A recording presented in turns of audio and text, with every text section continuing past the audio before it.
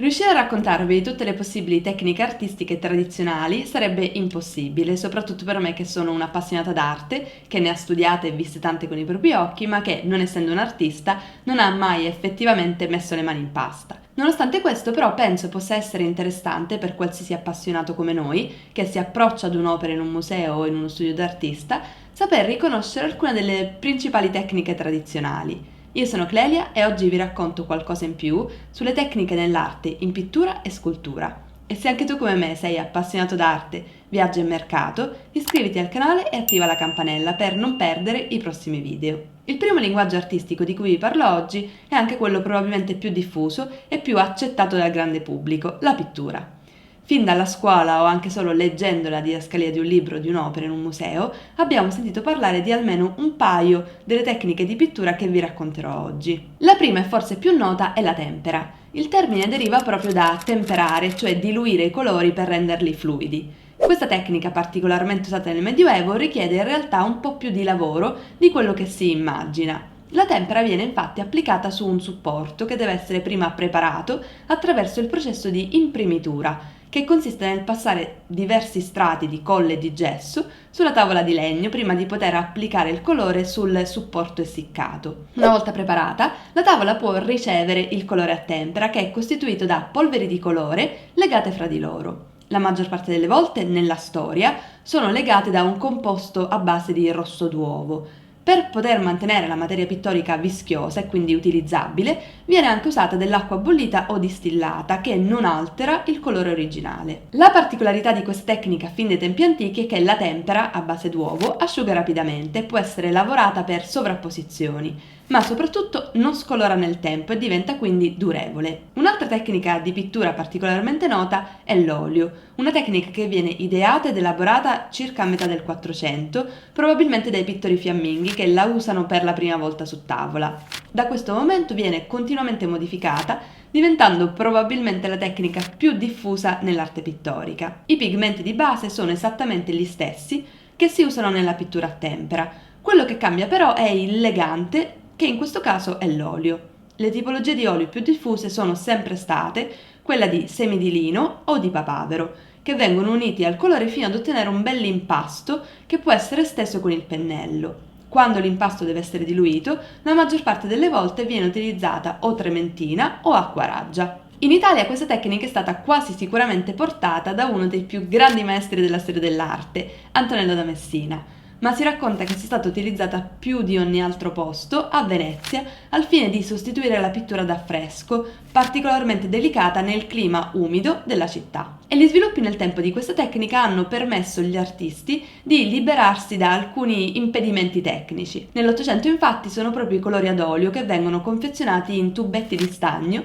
e utilizzati dagli impressionisti per dipingere en plein air, una tecnica quindi che si è mantenuta nel tempo e si è anche evoluta. La prossima tecnica è invece forse la più antica di tutte. Mi riferisco alla pittura ad affresco, che a me fa ridere tantissimo quando viene pronunciata in inglese qui, perché si dice fresco.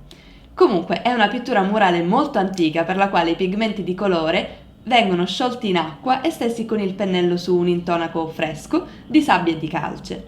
La calce dell'intonaco, asciugandosi, diventa carbonato di calcio e genera una superficie compatta e resistente che, possiamo dire, mangia il colore, in pratica lo ingloba. Si tratta di una tecnica antica utilizzata addirittura in epoca minoica, parliamo del secondo millennio a.C., ma anche con il Medioevo ha visto una diffusione incredibile. Ed è un artista italiano, tra l'altro, a innovarla nel 300.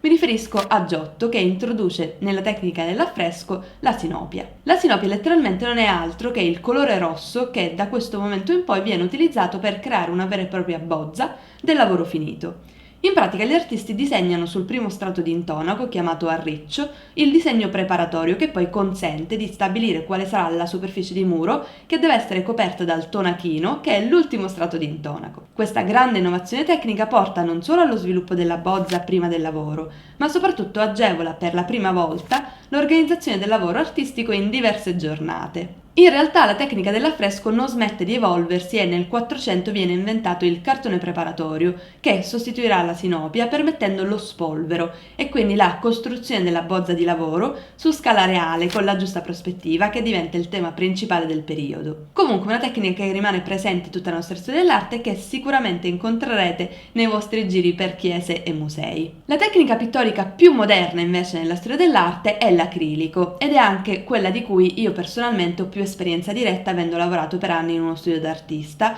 a stretto contatto con questi colori.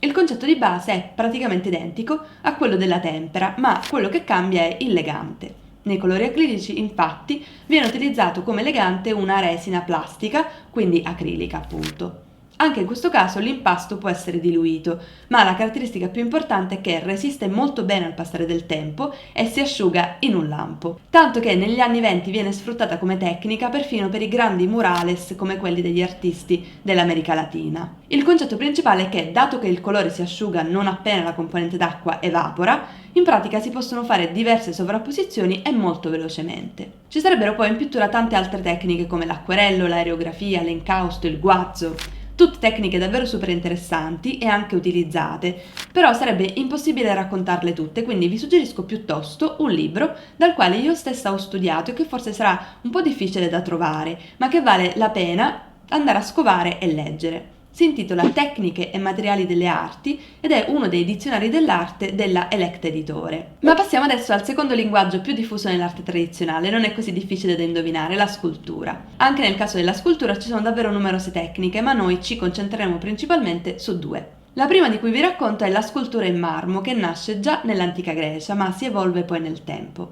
I greci infatti sbozzano il blocco di marmo iniziale direttamente con uno scalpello a punta per far togliere subito i primi blocchi più grandi e poi rifiniscono il lavoro con degli scalpelli da taglio per creare tutti i dettagli sia della pelle, come ad esempio il viso della persona o anche i capelli, ma anche la barba o le pieghe delle vesti. In un primo momento, tra il VII e il VI secolo a.C., la scultura viene realizzata girando a tutto tondo intorno al blocco di marmo e scolpendo in maniera omogenea, così da averne sempre il controllo. Poi invece dal V secolo a.C. viene sviluppata una nuova tecnica di supporto per la scultura in marmo, che è quella di creare un riferimento, un modello in creta, per poi prendere le misure e con un filo di piombo ricrearlo in marmo. Ad oggi probabilmente rimane davvero una delle tecniche più diffuse in arte e anche nel mondo contemporaneo ci sono artisti italiani fantastici come Fabio Viale che continuano a realizzare con i nostri marmi dei lavori stupendi. L'ultima tecnica di cui vi parlo oggi è la fusione in bronzo. Anche questa è una tecnica antichissima e che è stata sviluppata, modificata e utilizzata in diverse culture con diversi scopi.